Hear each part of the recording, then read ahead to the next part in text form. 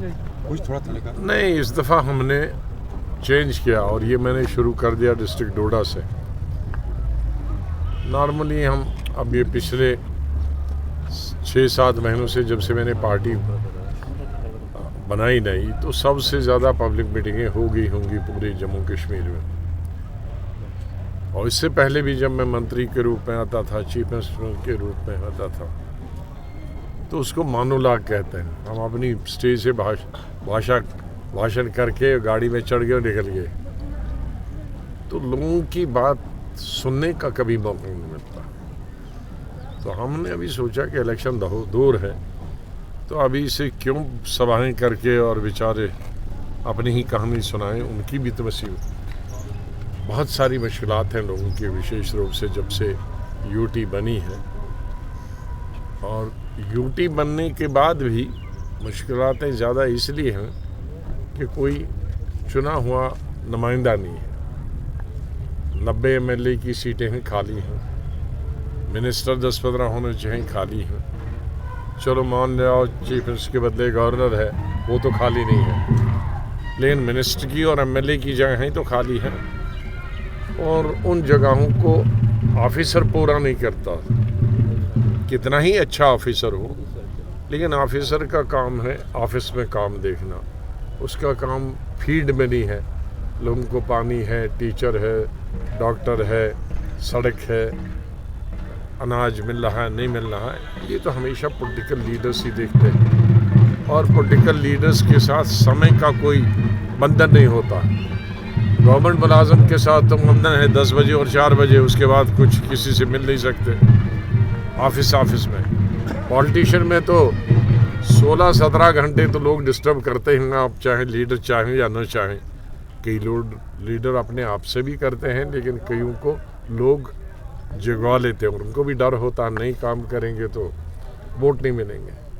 तो वो कमी इतने सालों तक चलना, 2-4 महीने 6 महीने तो ठीक है, लेकिन इतने अब 9 साल हो गए इलेक्शन हुए को, तो लोगों को बहुत तकलीफ है। इसलिए हम यहाँ सुनते हैं कि तकलीफ़ें क्या हैं।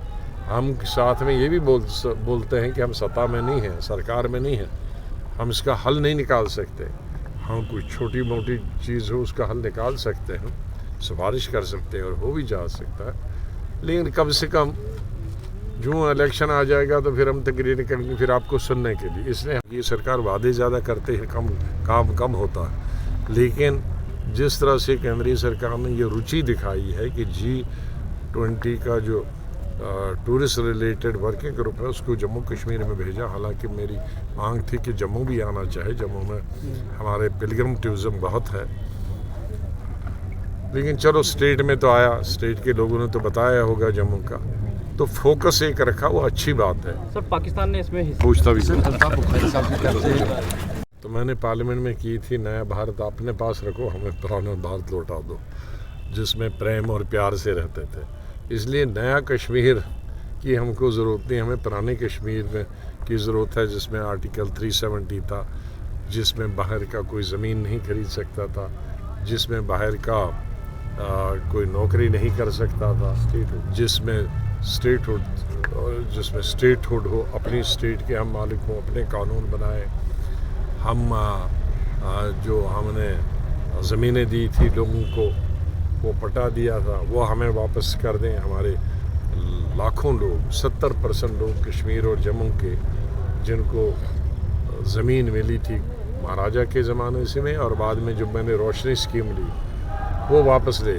तो 70% लोगों को, 70% है 1.5 करोड़ में से तकरीबन 1 करोड़ 10 लाख, 1 करोड़ 10 लाख को आप निकाल चाहते हैं, वंचित कर रहे हैं ज़मीन से और घर से। हमें पुराना कश्मीर चाहिए। सर हदबंदी कमीशन की बात करें, वो हदबंदी तो नहीं थी, मत पूछे तो अच्छी बात। सर G20 के हवाले से कर रही हैं आप, क्या कहेंगे? मुझे तो कोई विरोध नहीं है, अच्छा पार्लियामेंट बन रहा है, अच्छी बात है। मैंने 2-3 इंटरव्यू दिए हैं कि हमने 35 साल पहले जब मैं पार्लियामेंट्री अफेयर्स मिनिस्टर था और नरसिम्हा राव प्रधानमंत्री थे, शिवराज पार्टी जी स्पीकर थे, हम लोगों ने तब नक्शा बनाया था। तो तब हमने सोचा था, अभी बहुत 35 साल है, लेकिन उसके बाद किसी ने बात ही नहीं की। अब बन गया है तो सब पार्लियामेंटेरियंस को स्वागत करना चाहिए। सर G20 कामयाब रहा, बहुत अच्छा इससे रहा। क्या लगता है जम्मू कश्मीर में तरक्की होगी? Rakib Sir's Excellence Paripura Srinagar offers comprehensive coaching for CBSE 11th, 12th Arts and Commerce in all subjects. For more info, call on 9622 888 333.